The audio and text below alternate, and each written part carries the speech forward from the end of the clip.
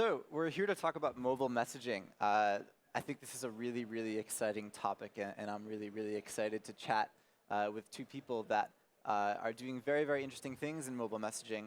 Before we dive right in, I'd just like to get really, really quick introductions from each of you, your names, what you're doing, a little bit about your apps. So I'm Jonathan Caras. I am co-founder and COO of Glide Video Messaging. We are an instant video messaging platform based out of Jerusalem, Israel. And we founded the company about 3 years ago. We've been downloaded over 20 million times, and our users have sent over 2 billion messages on our network.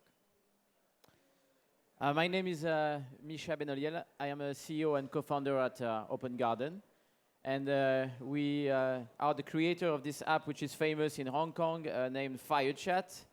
And Hong Kong made us famous last year when 500,000 students installed the app in a week in the city of Hong Kong during the protest. And super happy to be back in Hong Kong for the RISE conference and tell you more about what we do.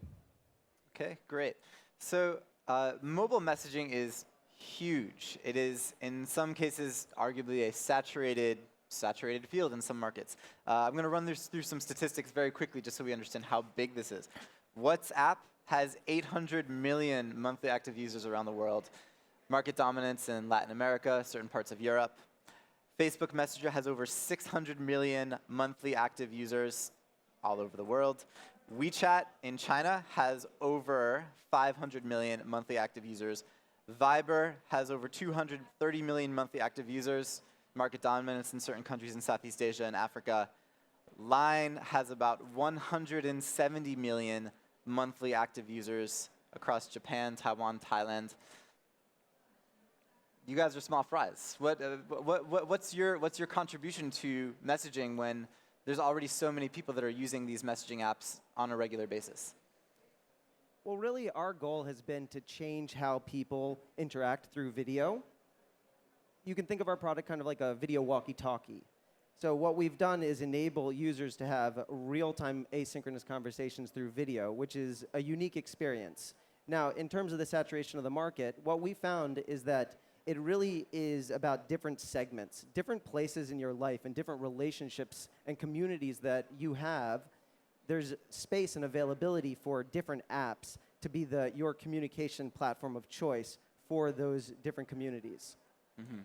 Yeah, I think Jonathan is right. Experience is key, and when I listen to the numbers you mentioned, it's true they are big, but I think the market is still to take because we have 1.5 billion smartphone users today on the planet. You're going to have 4 to 5 more in the next 3 to 4 years. Mm-hmm. So that's an even bigger market. Mm-hmm. And because experience is key, what's going to happen to these next 4 or 5 billion people who buy smartphone and most of the time don't have access to mobile data or cannot connect to the internet because just the mobile infrastructure is not there yet. Mm-hmm. But they can use FireChat because FireChat is the only messenger that basically works when you have access to the internet and when you don't. It's also the only messenger that's going to save you with communications if you are in the middle of a tsunami or a earthquake. Mm-hmm. And so we are working on building the best communication tool possible that will work all the time, anywhere, if you have access to the internet or even when you don't have access to the internet. So that's where we believe that there is a huge market to be taken. And even if the numbers are big, like you mentioned, I think they are tiny compared to the market that's ahead of us. Mm-hmm. And you think that market that's ahead of you still gives newcomers plenty of opportunity to become big players? Absolutely. You had SMS with the telcos. Now you have IM, who took over the SMS market. We are launching what we call OM, off-the-grid messaging, and we believe it's going to take over the IM. Mm-hmm. Okay, great. Now, to what extent do you think that the value of a messaging app comes solely from its network? One of the reasons why Line and WeChat have been able to monetize so well is because they have those hundreds of millions of users. Do you think that there are other elements that can make a messaging app valuable? Well, definitely pure monetization within the product is related to the valuation of the product. But in the messaging space specifically and in the social space in general, what we've seen is that eyeballs, people showing up, people that are invested in your product, people that care about your product and use it as part of their daily life, that has inherent value to a lot of the incumbents. And so all of the challenges that are associated with building a community and the real amount of money that it costs to build a community, in many cases, and I think this is why Facebook bought WhatsApp, is it's actually easier, faster, and cheaper to purchase an existing active user community than it is to try and build it yourself. Well, you guys are trying to build them yourself. So what are some of the challenges that you face in terms of user acquisition, and how are you trying to overcome them? What's your strategy for getting users on these apps? I mean, for FireChat, we started with a minimal version of the application a year ago. So today we are close to like 6 million people who installed the app. At the peak, we were at a bit more than 1 million active users. And we still haven't put any mechanism of invite into the app. There is no address book integration. It's really a minimal communication solution today. And we see that people are already passing the word and asking people to install FireChat. So address book is the first thing we're going to bring after we shipped private messaging just yesterday. That was the feature everyone was waiting for a year. And yeah, it's true that when you look at Facebook or WhatsApp with or online, I mean, the network effect they have with all the users they have today, it's a very competitive market. But I mean, WhatsApp started from 0, just with the address book integration, and came to 800 million active users. So everyone has access to address book integration in the field of the messaging space. So there's no reason why Glide or FireChat or maybe another player can benefit from that and grow to 800 million or next billion in the coming years. It's about offering a unique value proposition and clearly communicating that to the user in a way that resonates with them on a very personal level. If you can do that within the first minute, 2 minutes of a person downloading your product, then you have a good chance that they're going to really give it a try, invest in it, and maintain an active use pattern. Great. Now, what do you see your product, or let's talk a little bit about monetization. A lot of messaging apps are monetizing through stickers, in some cases even through ads, or maybe they'll develop a network of businesses that can promote services on these apps. You guys are a little different because I think that you guys have very, very strong and unique technology at the core of your apps. In the case of Glide, it's video compression. In the case of Open Garden and FireChat, it's obviously mesh networking. What do you guys have in the pipeline for monetization? Will it be games and stickers, or will it be something different? Well, there's a real challenge that many people are having when it comes specifically to video on your mobile device, that your phone will fill up very quickly.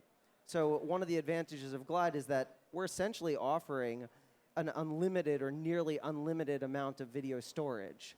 So that in of itself offers a unique value proposition that can be migrated into a monetization play. Can you give a specific example? Well, if you could look at the Dropbox model is a great example of that. That I want to be able to have synchronized all my video content, all of my conversation history, all of my memories, moments, my life that I've recorded on all of my devices. So there's not really anything that's in the market, in the messaging space, that allows you to do that. Many of us that are power WhatsApp users are often finding that you have to go through and constantly delete the content that's historical because it's being stored on the device locally, and just you're always at 99% full. In the case of FireChat is free. We want to keep it completely free for consumers. We also, because we are very strong in networking and how we route your messages, we try most of the time to avoid to use your data plan just by having messages going from phone to phone and reach a free Wi-Fi access, for example. And what we are envisioning to monetize is the network we build through the smartphones. So once you have millions of users with FireChat of one of our applications, you have a network which is built out of smartphones. And it's as valuable as any mobile operator network or telco network. And we already started experiment of monetization with businesses. So for example, we did a partnership with a company called The Tracker, who do this small device that helps you find your item when you lose them. And so we want to wholesale access to our network to manufacturers of other IoT devices, for example. Why specifically are you guys looking at providing your own internal tech to other companies rather than monetizing off of the consumers? We believe consumers like when it's free, and they like to have a very good user experience. And sometimes it's true that if you put ads, it's not that cool for the user. So we don't want to monetize with ads, for example. It's not excluded that in the future maybe you could purchase some things on FireChat, but we are not there yet. I mean, for now, we really want to keep everything free for the user. Now, Jonathan, Glide also has some proprietary technology that's very powerful. Have you guys ever discussed licensing that out or offering that out to other companies that might be interested in it, or do you prefer to keep that in-house?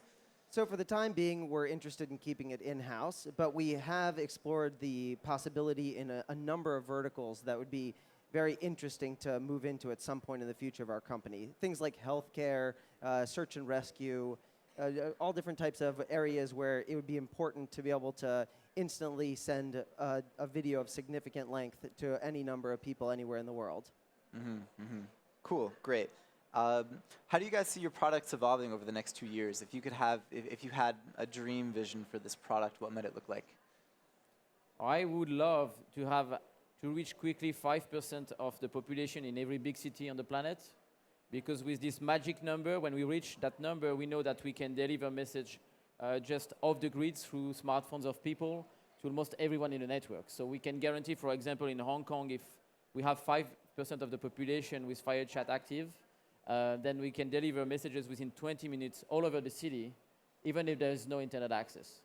So that's what we are really targeting. In Hong Kong, we were even over 5% after the events last year. Now we are bringing back users on FireChat with private messaging, because that's what people were waiting for. And we are really targeting this tipping point in different markets. So dense cities are the right place for us.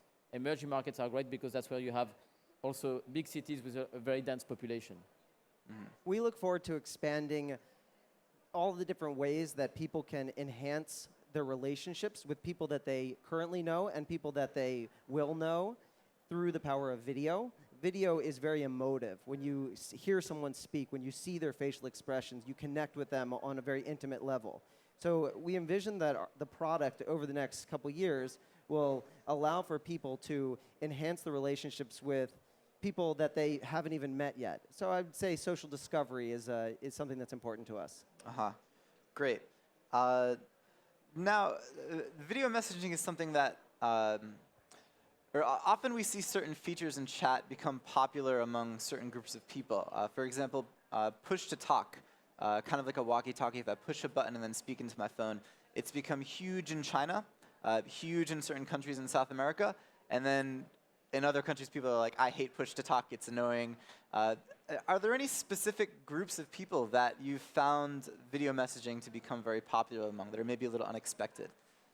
On a conceptual level, visual communicators. And there's a number of different visual communicators that we found. For example, the urban community, with a lot of emphasis on sharing music. So this is a very expressive experience that works with dance and showing what you're doing while you're communicating. So that has been a big success for us. Also the deaf community, which by definition through speaking through sign language are visual communicators. So they've really taken a liking to our product. The deaf community, no kidding. When did you discover that this is popular among the deaf community? Well, we would produce marketing material, and the biggest feedback that we'd have on the marketing material was, can you add subtitles? And we didn't understand because they were English speakers. It was an English video, and they said to us, look, we can't hear, and we love your product. We're using it every day. This product allowed for us to speak to each other in our native language, which was American Sign Language. So that really was something that we hadn't expected, and we really added a lot of value. If you think about it, written word for somebody that's deaf is a second language. They don't speak English or hear English. And so we allowed them to send instantly videos of themselves signing. So it just shows how when you build something that has an intrinsic value, people will be able to customize it to their own use cases and really make it a part of their life. Micha, what about you? I know that FireChat has gotten traction during some protests or mass demonstrations, and then also for events, you guys have really tried to promote it at concerts and sporting events. Are there any unexpected use cases where you found, oh, there's like hundreds of people using FireChat right now. I didn't expect this. So yeah, I mean, it's a very amazing story. When we launched the app, we thought, oh, everyone is going to use it at Burning Man, which is a festival in the middle of the desert in Nevada in the US, and there is no internet access, so we wanted people to be able to have a minimal form of communication. And 10 days after we launched the app, which we also thought was going to be used during large music events or concerts, it got used in Taiwan during a protest, the Sunflower Movement, and we did not expect that. Then it got used more and more in situations where there is government trying to restrict access to the internet. So we saw spike of users in countries where basically other social networks were starting to be shut down. And the biggest surprise was when I was in India last year in September, and I flew back to the US, and I stopped in Hong Kong for the weekend, and I realized after 24 hours that 100,000 people installed the app just to stay connected in the crowd because of the protest. And over 7 days, we had 500,000 people installing the app. So that was really unusual, a complete surreal experience. And people were using it mainly to have a form of communication when you were in the crowd, because all the mobile networks were congested. So the only way to communicate was FireChat. You couldn't use Facebook, you couldn't use Twitter, you couldn't use WhatsApp, for example. Then after, it got used also during large music festivals, like we expected. So in India, during NH7, which is the largest music festival in India. And now more and more DJs or artists use it to communicate before the events, during the events with the crowds, and also after the events. The great thing with FireChat is you can create like instant communities, and people really power the network. So the same way they communicate, they bring more people, and the more people you have on the network, the stronger is the connectivity for everyone. Cool, great. One final question. We've got a minute left. Jonathan, we were talking about this a little backstage. A lot of messaging apps have come from Israel. ICQ, the first ever messaging app, comes from Israel. Right now we're seeing Tango, that team has roots in Israel. Viber has roots in Israel. You guys have roots in Israel. Is there some sort of Israeli messaging app connection? Well, it definitely is very ingrained in the startup culture. You know, ICQ was one of the first big success stories out of the Israeli tech sector. And I think also even historically, you know, the Jewish people have been called the people of the book. I think that, you know, that migrated now into the people of the SMS. And you see it, it's a very messaging-focused culture. And I think that that will continue to evolve over time. All right, great. And we're out of time, but thank you for joining us. Thank you, Josh. Guys. Thank you. All right.